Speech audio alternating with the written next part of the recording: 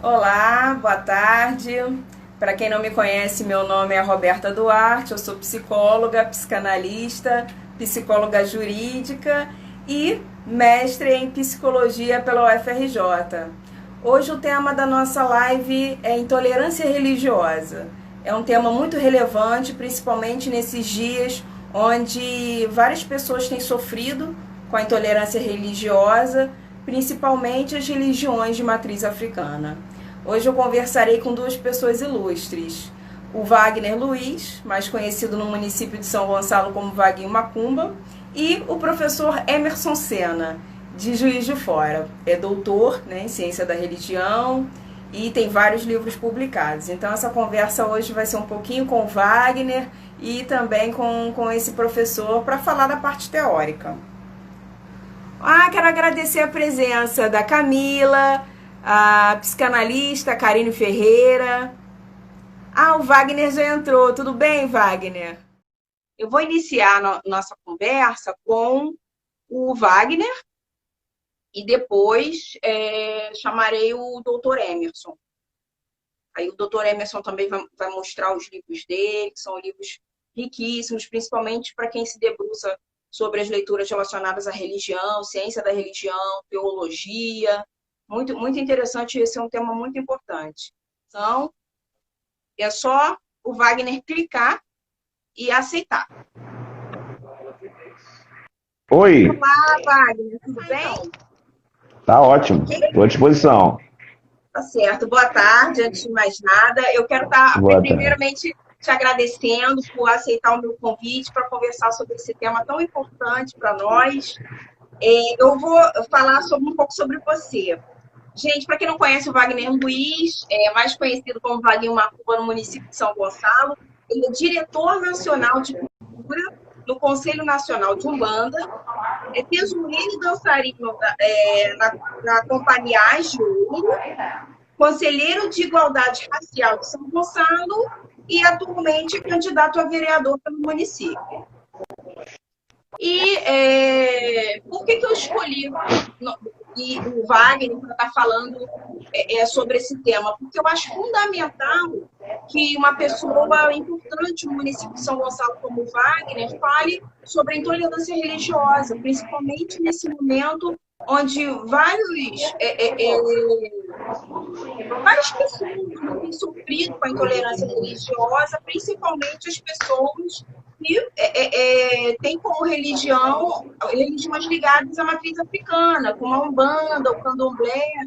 Então, eu queria que você falasse um pouquinho se você já passou por algum tipo de preconceito, discriminação, até porque a gente sabe que isso acontece porque também são religiões ligadas a questões afro. Então, eu queria que você falasse um pouquinho sobre sua experiência, como você ingressou nessa religião, você também canta, eu já vi alguns vídeos você cantando com seu irmão, então fala um pouquinho da sua história para o povo gonçalense. Tá. Então, Roberta, primeiramente, boa tarde a todos que estão nos acompanhando. A você eu gostaria de agradecer imensamente o convite. Muito obrigado pelo carinho, tá? E dando continuidade aí, você falou de algumas instituições, né, das quais eu participo. Eu gostaria de citar também a minha atuação junto à União Espiritualista de Umbanda e Afro-Brasileiro do Estado do Rio de Janeiro, ao qual eu ocupo o cargo de diretor social, né? É uma instituição bem antiga, que já há mais de 40 anos atua em todo o estado do Rio de Janeiro aí em defesa das religiões de matriz africana, né?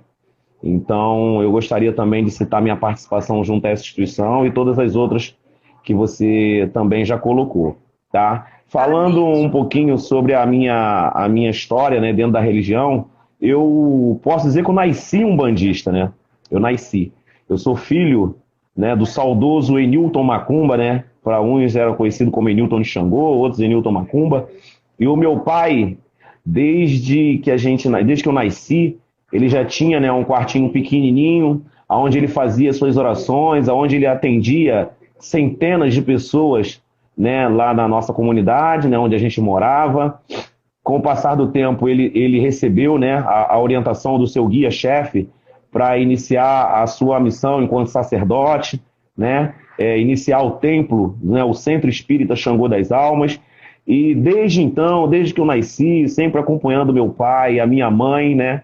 Até os dias de hoje. Meu pai fez a passagem no ano de 2017, né? E desde então eu me junto à minha mãe e ao meu irmão, que é um Ogã, né? O Vitor de Xangô, que está aí também nos acompanhando, para a gente dar continuidade ao trabalho que meu pai iniciou há quase 30 anos atrás, né? O Centro Espírita Xangô das Almas, nesse ano, fez 27 anos de existência, né? E a gente está aí desde então. Meu pai atendeu milhares de pessoas aqui com trabalhos maravilhosos, sempre dentro da caridade, né? Não há cobrança, é um preto velho, é o caboclo que vem para fazer os trabalhos, e meu pai também. E do ano de 2000, final de 2017 para cá, a gente assume a liderança dos trabalhos religiosos e sociais que a casa desenvolve. E até os dias de hoje a gente vai levando, como diz no hino da Umbanda, né? Levando ao mundo inteiro a bandeira de Oxalá. E esse canal aqui, né? Esse meio de comunicação nos ajuda muito a multiplicar a voz, né? A voz dos orixás, como você bem colocou. A gente, de alguns meses para cá, a gente vem fazendo algumas lives cantando, né? Levando a nossa mensagem, né? Dos orixás e dos guias de luz através das nossas cantigas de Umbanda. Enfim, são essas e outras séries de situações que a gente está sempre exaltando aí o nome da nossa sagrada e querida Umbanda e, claro, sempre caminhando muito junto com os nossos irmãos candomblecistas, né? Eu gosto de deixar bem claro essa questão. Eu sou umbandista, mas eu sou um admirador, um seguidor, um adepto, um seguidor, né? Das religiões de matriz africana, todas as nações do candomblé. Eu sou casado com uma candomblecista, minha esposa é QED confirmada, né? Então a gente está sempre muito junto, sempre caminhando aí com os nossos irmãos candomblecistas. Então eu estou só resumindo, né, um pouquinho da nossa história aí para os nossos irmãos que estão nos acompanhando. É isso? Já Eu posso achei entrar na muito seara? bacana você Pode colocar falar. que existem essas diferenças, né, da Umbanda, do Candomblé, que existem também coisas em comum e coisas diferentes. Acho muito bacana. E eu acho importante o nosso bate-papo. Eu sempre fui evangélica e sempre fui de uma ramificação batista, e eu percebo que as igrejas neopentecostais, eles têm um outro estilo e sempre tiveram essa questão com a religião afro, de perseguição. Na Baixada Fluminense, vários terreiros foram depredados, foram invadidos. Na Bahia também já teve episódios de intolerância religiosa, pessoas ligadas a uma grande igreja neopentecostal muito famosa, né, até que é representada politicamente aqui no Rio de Janeiro, na prefeitura, e que simplesmente perseguem, né?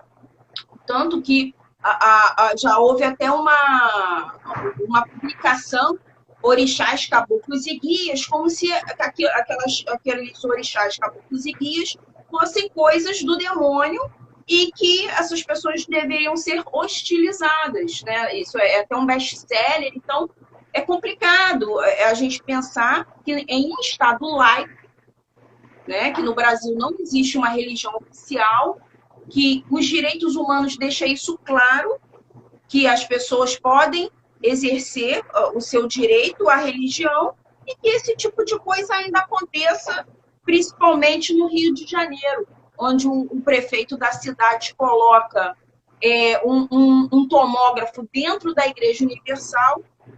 Então, se uma pessoa de matriz africana quiser fazer um exame, ela tem que ir dentro de uma Igreja Universal para fazer esse exame. Mas se a Igreja Universal discrimina essa pessoa, como é que essa pessoa se sente? Então, são coisas que eu acho importante colocar em pauta, colocar em destaque, porque isso fala de uma intolerância religiosa. E nós não podemos usar a máquina pública para reforçar esse tipo de coisa.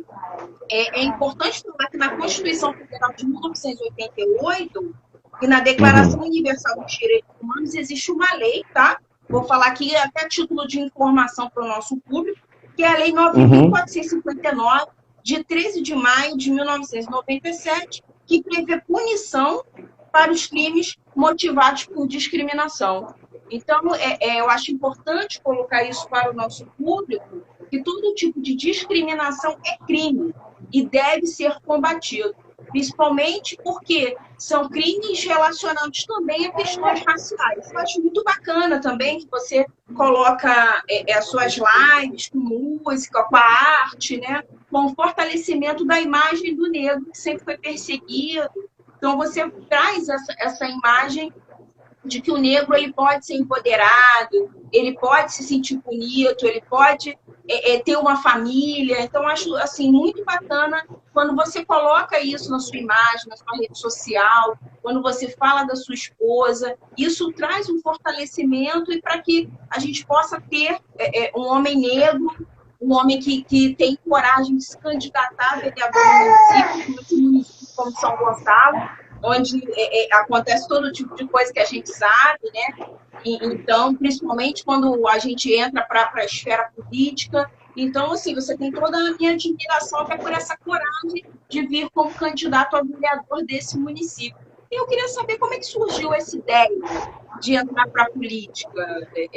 Você sempre pensou nisso? Como é que surgiu? Já que você sempre foi ligado às questões da caridade, seguir a missão dos seus familiares, como é que de repente pintou essa coisa de querer ser vereador em São Gonçalo?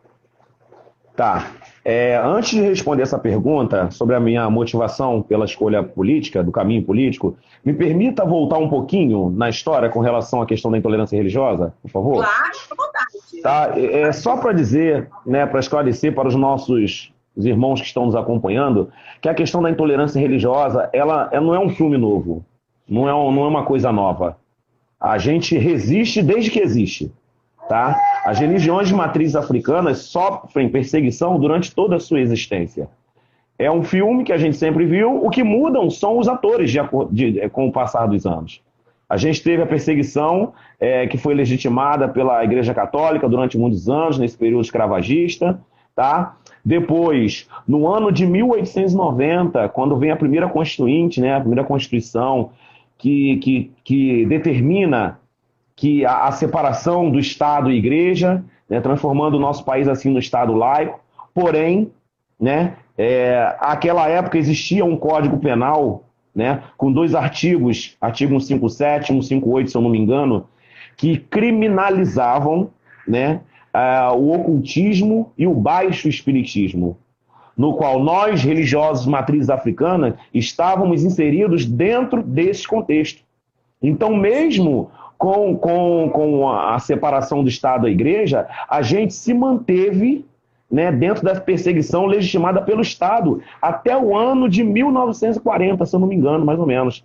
Ou seja, então a gente se mantém, né, como perseguido, só que quem passa a nos perseguir durante esses 50 anos é o próprio Estado.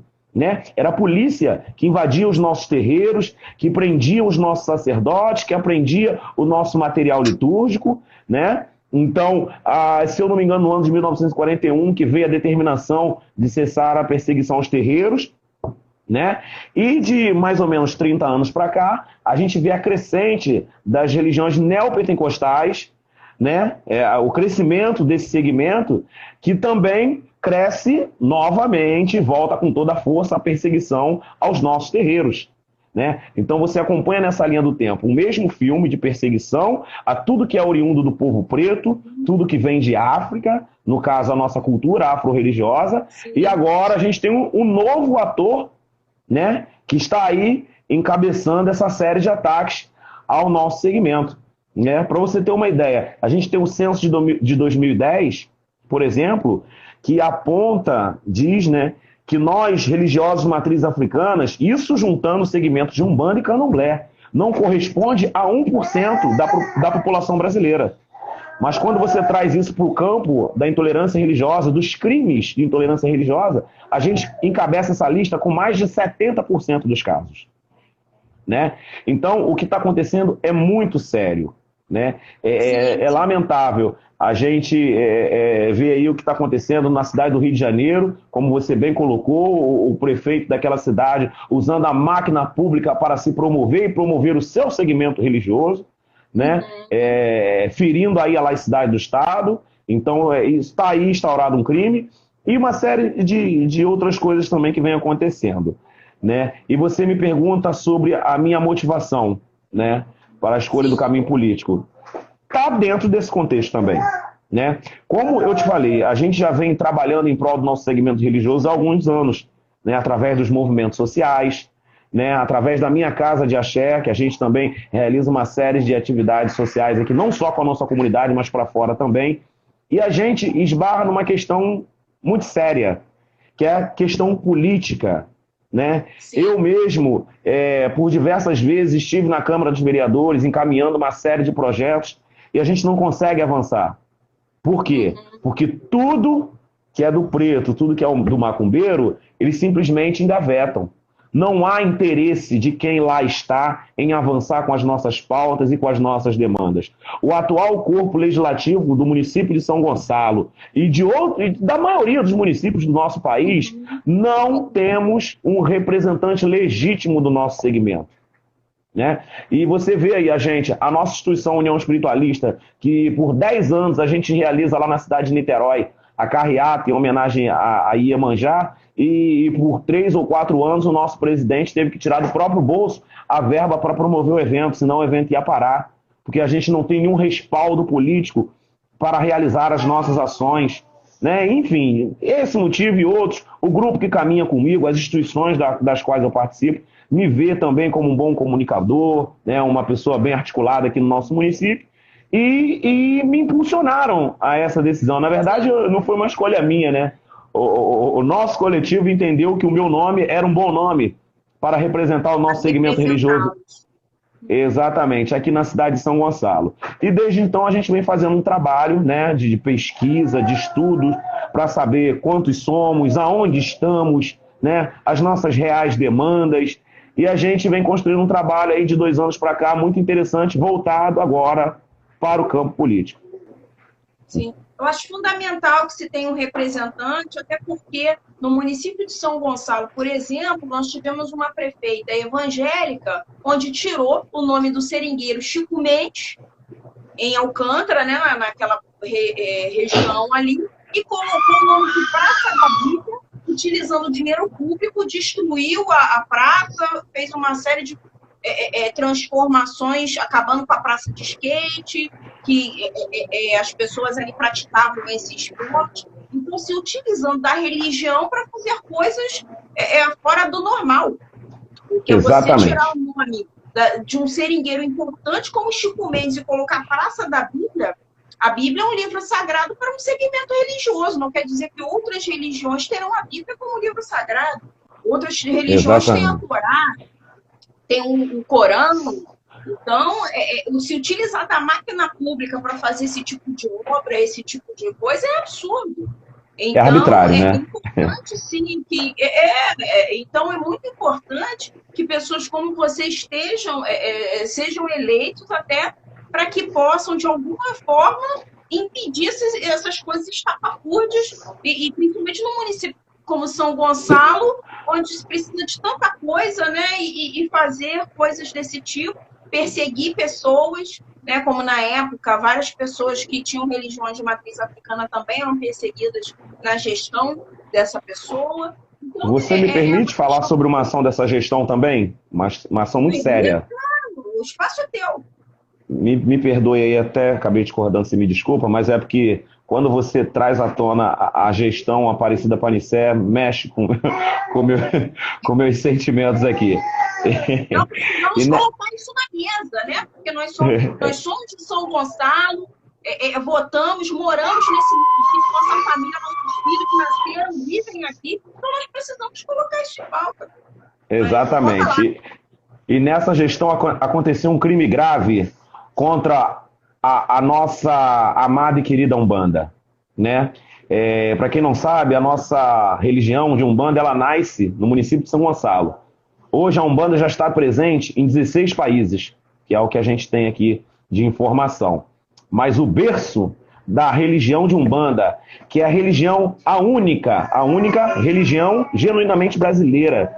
Isso em lei, tá? Na gestão da presidenta Dilma Rousseff, no ano de 2012, ela sancionou a Lei 12.644, né, que é a lei que ela determina que o dia 15 de novembro é o Dia Nacional da Umbanda. Ela reconhece a Umbanda como um segmento religioso de origem brasileira, né? E o berço de tudo isso é o município de São Gonçalo, né? E aqui na nossa cidade a gente tinha a casa do saudoso Zélio Fernandino de Moraes, que é o grande iniciador da nossa Umbanda. E essa casa, ela foi derrubada, demolida, vendida para o capital privado no ano de 2011. Isso é um crime grave contra a nossa religião, porque ali era um marco inicial, um marco histórico da nossa religião. Aquele espaço deveria ser tombado, deveria ser preservado, poderia ser construído ali um museu da Umbanda, e nada disso foi levado em consideração. Isso foi um tremendo desrespeito com a nossa religião nessa gestão da Aparecida Aparecé. E, se você me permite, tá? No ano passado, isso também foi um dos motivos que me levou à decisão também de ingressar aí na vida política, tá?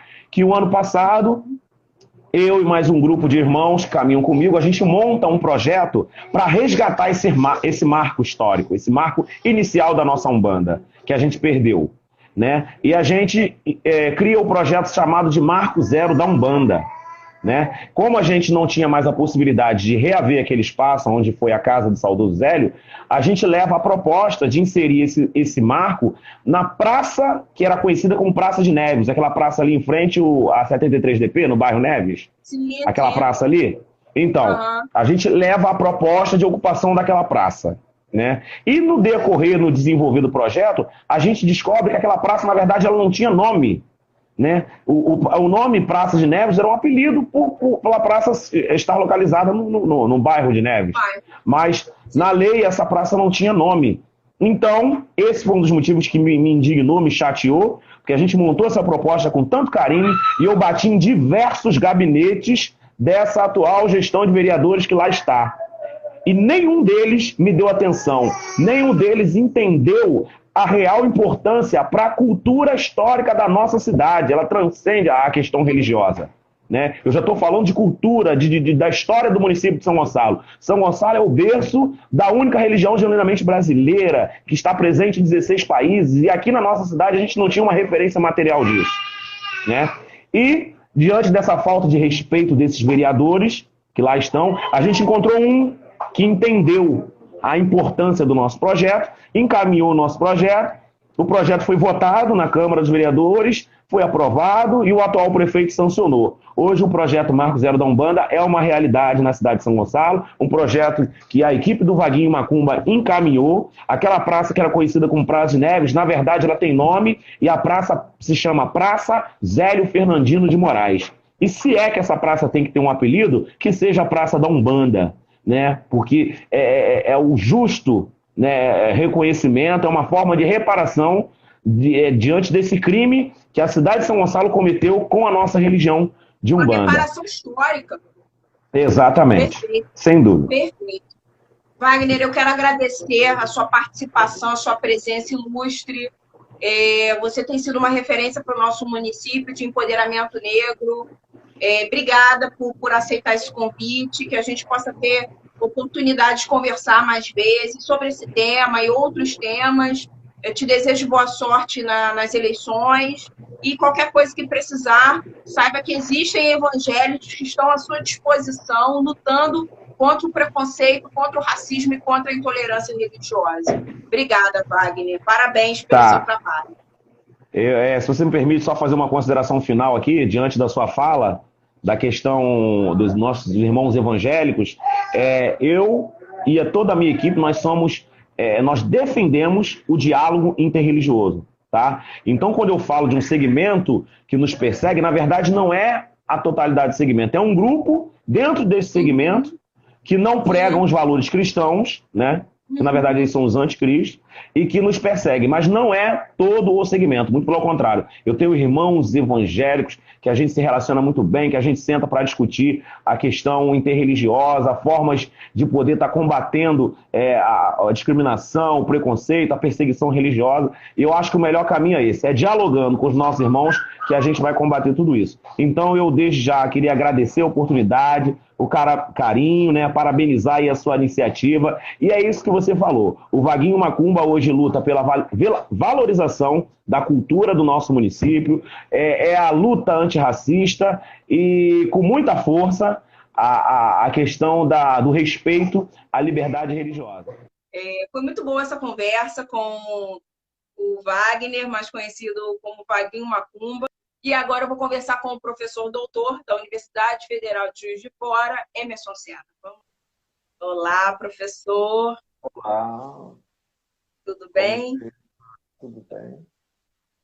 Então, é um prazer novamente. Nós já fizemos uma live anteriormente, agora é a nossa segunda oportunidade de conversar sobre um tema muito importante, que é a intolerância religiosa, principalmente o senhor que é um estudioso, né, o doutor e professor da Universidade Federal de Juiz de Fora, com vários livros publicados. Então, eu queria saber um pouco mais sobre sua pesquisa relacionada ao tema da religião, da intolerância religiosa.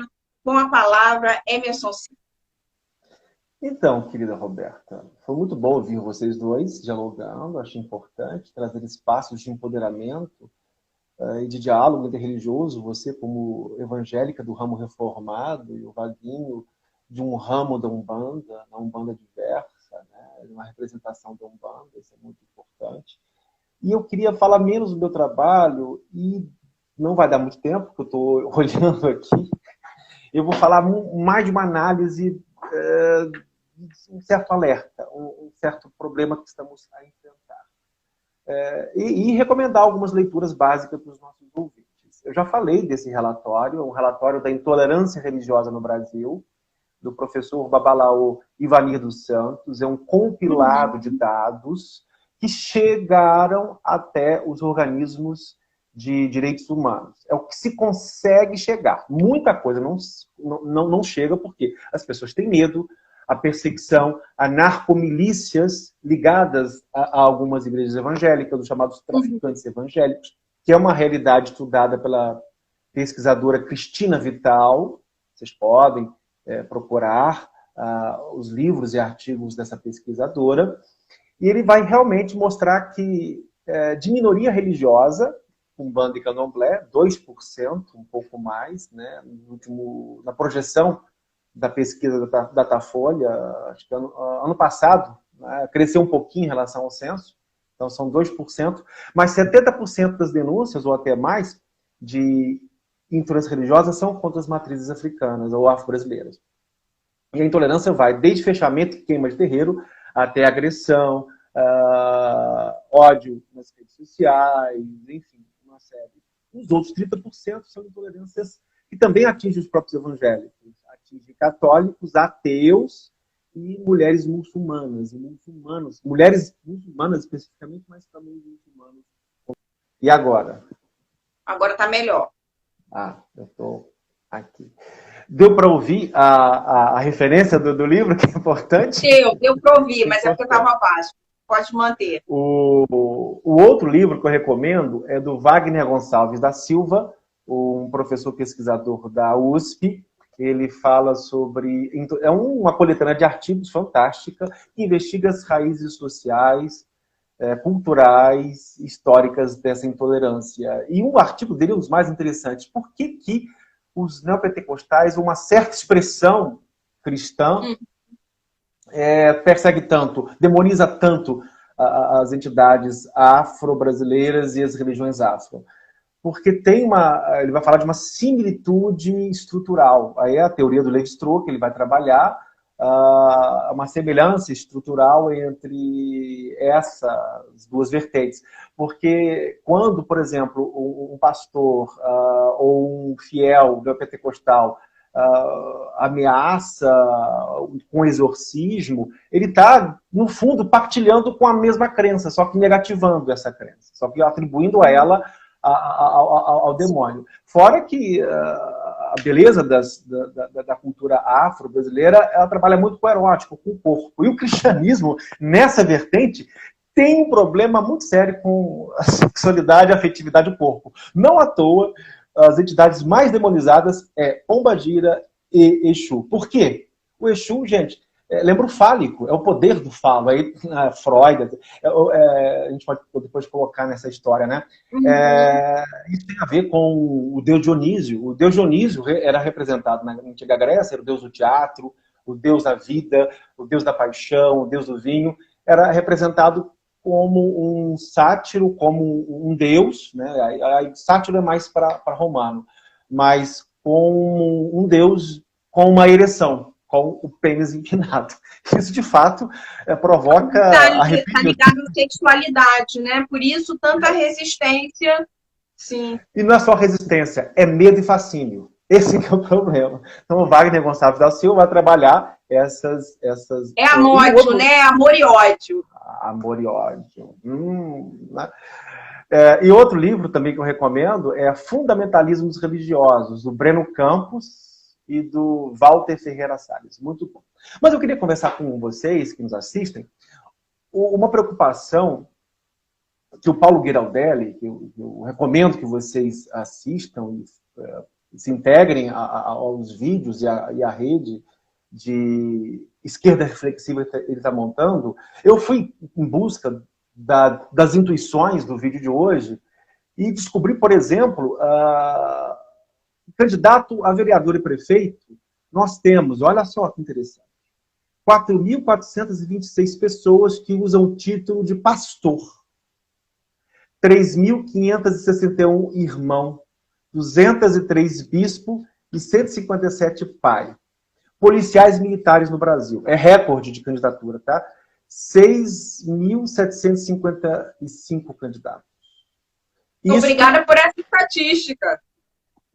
Eu fui atrás, porque Paulo Ghirardelli tem uma reflexão poderosa, hoje no vídeo especificamente, no canal do YouTube dele, ele faz um alerta. Há um projeto de poder aí, em andamento, que pode piorar a intolerância que já é alta, tá?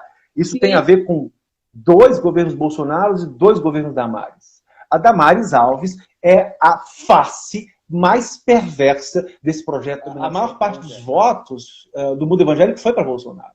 Então ele teve mais ou menos 61% ou 69%. Isso significa 29 milhões de votos, ou até mais. Agora eu não estou com estatística, né? 30% foram para o Haddad, ou 29% para o Haddad.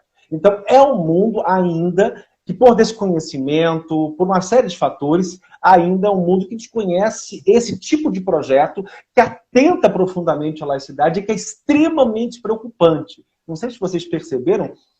Hoje que assim, essa perseguição religiosa sempre aconteceu, mas com a ascensão desse governo, ela piorou. É isso que você quer dizer? Sim. E o problema do futuro, o problema para o futuro. O problema é que há em andamento uma operação de um segundo governo Bolsonaro e há indícios de que Damares Alves pode assumir o papel de futura candidata.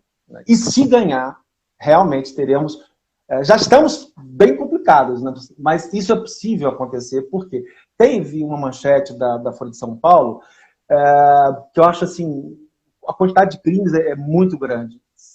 Um frigorífico, chamado Marfrig, doou 7 milhões de reais para testes da Covid-19. Está na Folha de São Paulo, está nos manchetes de jornais. Esse dinheiro, né, foi no final da gestão Mandetta, foi pego pelo governo federal, distribuído às ONGs da primeira-dama, que redistribuiu para as ONGs ligadas a Damares. Alega-se que foi para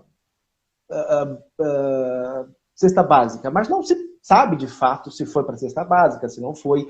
Provavelmente isso pode ser reserva e investimento nesse futuro projeto eleitoral.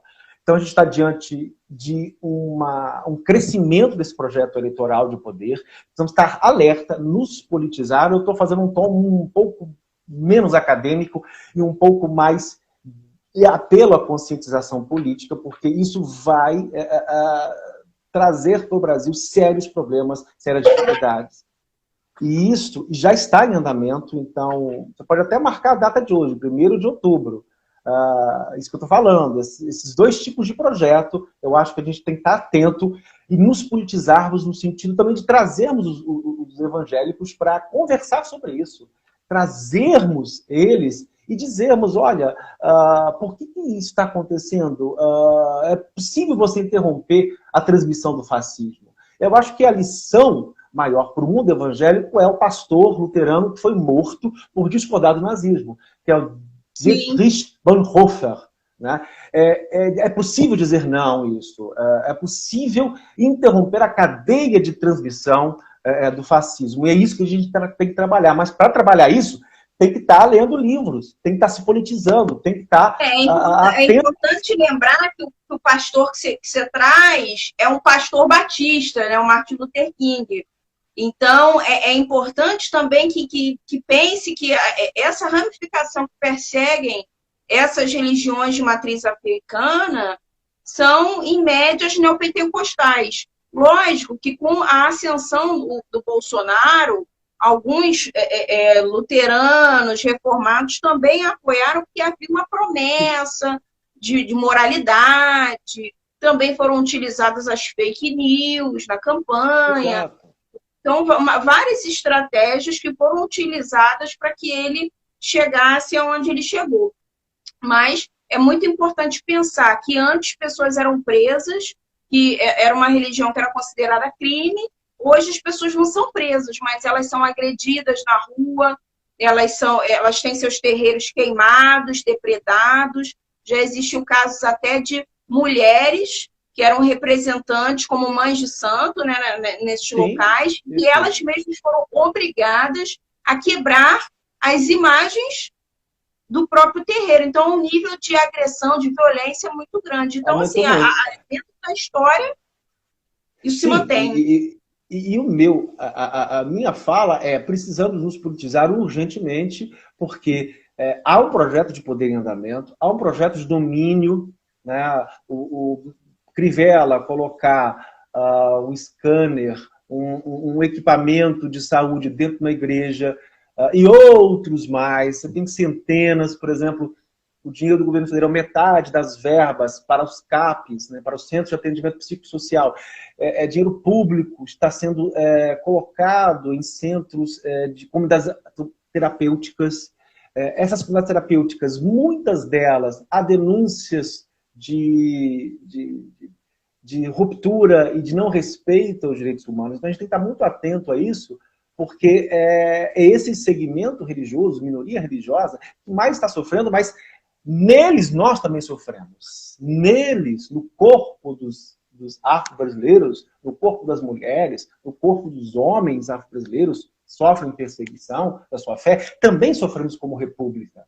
Porque a república é para todos, é de todos. E não pode se tornar refém de uma visão particular de cristianismo, porque eles representam uma visão particular, embora sejam uma suposta maioria, né, o tempo todo agem como se fossem perseguidos. Né? Só minha fala, eu gosto de lembrar uma fala da Damares, que ela deu em 2013. Ela dizia o seguinte: não é a política, não é o Estado, não é o Congresso que vai mudar a sociedade. A igreja. Mas é muito curioso, porque é hoje que eles se lançam sobre o Estado, em todas as vertentes, tentando influenciar as leis, tentando eleger os seus representantes e usando justamente isso. Ora, se não é a política e não é o Estado que muda a sociedade, ou que ajuda a mudar a sociedade, por que então ocupar o Estado da forma como tem sido ocupado? Da forma pouco republicana. O grande problema é a falta de republicanidade, não de democracia. Analistas erram com o Bolsonaro esperando que ele vai dar golpe. Não vai dar golpe. Não há golpe em andamento. Mas há um projeto de poder a partir desse tipo de infiltração republicana que vai destruindo os pilares da República, as legislações, a ocupação está sendo feita. Lembra-se dos guardiões do Crivella? Né, que só depois... Isso tudo está minando o acesso da liberdade religiosa. Né? Ou seja, o Brasil tem liberdade religiosa garantida por lei? Tem. Mas efetivamente ela é exercida. Há territórios no Rio que não, por exemplo. Há traficantes que, convertidos à igreja evangélica, decretam um toque de recolher. Ou expulsam afro-brasileiros dessas regiões. Lá não há lei. Sim. Lá a lei não é a lei da República. É a lei de uma combinação esdrúxula entre traficantes e evangélicos. Perfeita colocação, Emerson. Perfeito. Antes da gente finalizar, né, porque tem a questão do tempo, eu queria que você mostrasse seus livros sobre as questões da religião. Sim. Eu vou ter que falar, porque eu fui procurar os livros, acabaram aqui em casa.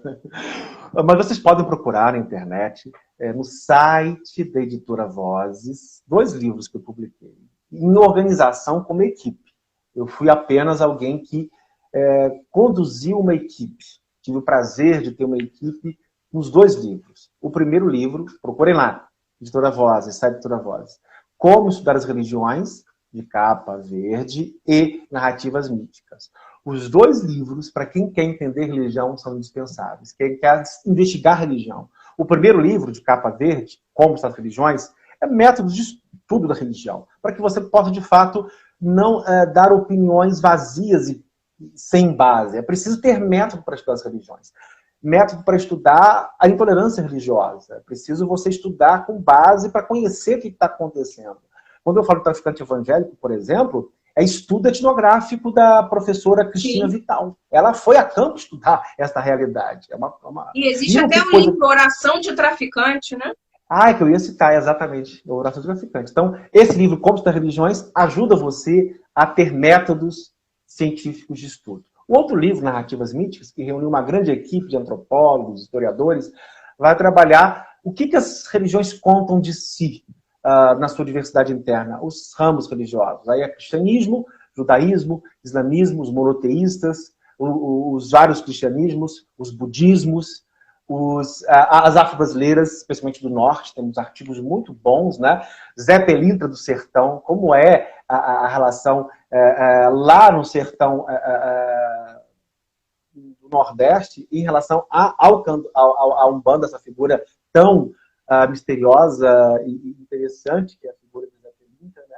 E vocês estão convidados a entrar no site agora, entrem agora, visitem lá, porque eu não pude trazer para vocês, infelizmente, porque a hora que eu fui procurar, cadê o livro? Já acabou tudo, as cotas do autor, as minhas cotas também já foram doadas, dadas e vendidas. E então, também é sempre importante pensar que a questão da intolerância religiosa está ligada diretamente ao racismo, né?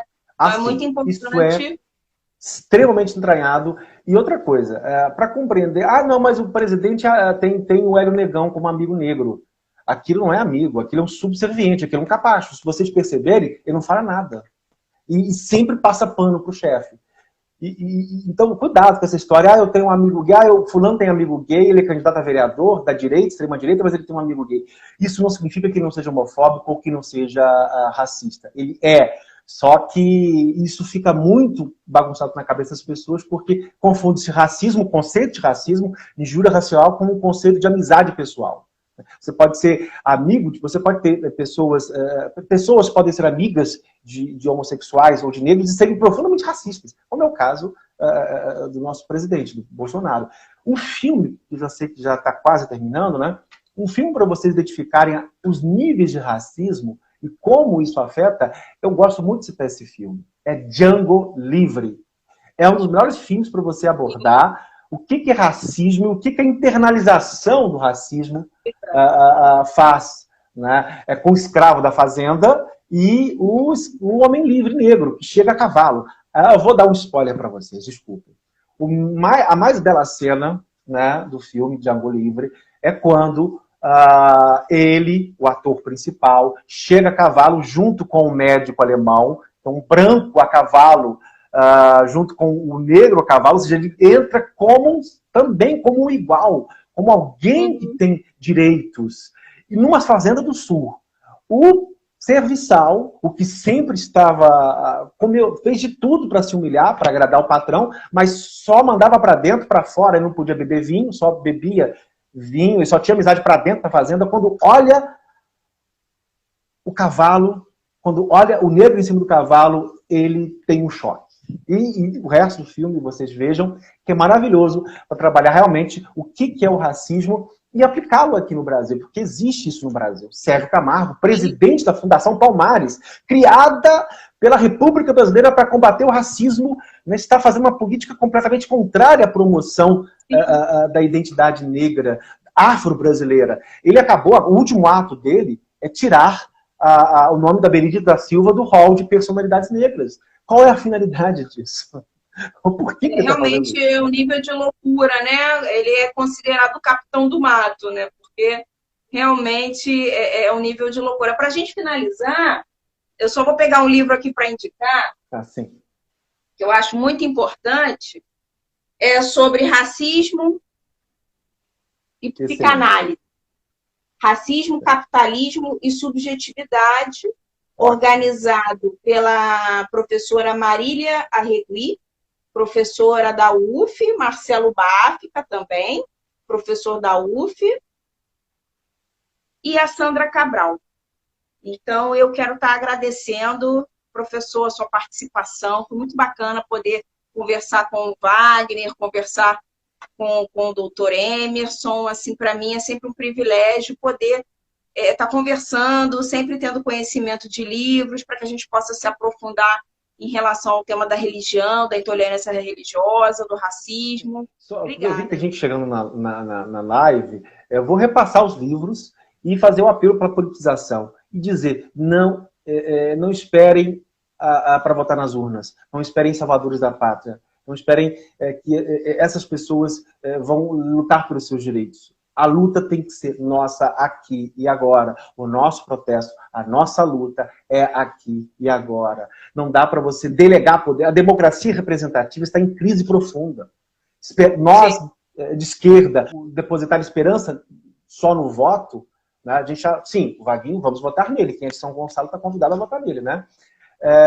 E nos representantes de esquerda. Mas isso é muito pouco. É muito pouco. É preciso nos politizarmos, lermos, conversarmos sobre racismo religioso, conversarmos sobre esse projeto de poder evangélico representado pela perversa Damares. Não tem outro nome para perversidade que é esse projeto. E para repassar, finalmente. E eu acho importante, Emerson, colocar que vários amigos têm sido perseguidos nesse momento.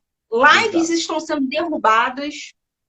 Eu fui orientada a não fazer mais lives, porque eu posso não passar num processo seletivo de um concurso se eu manter a live no Instagram. Eles vão vigiar nosso Instagram, nosso Facebook. Então, existe uma questão de uma ditadura acontecendo. Eu não posso ter um posicionamento político, que eu posso ser, a pessoa vai ver meu Instagram e eu posso ser reprovada numa seleção. Exato. E é mais do que ditadura, porque essa ideia de que a maioria manda, mas na verdade uma democracia não é caracterizada pela vontade da maioria. A democracia é o respeito às minorias, ponto. Isso é muito importante. Inclusive agora, Bolsonaro rasgou as fantasias de vida. Nunca tem fantasia, na verdade, né?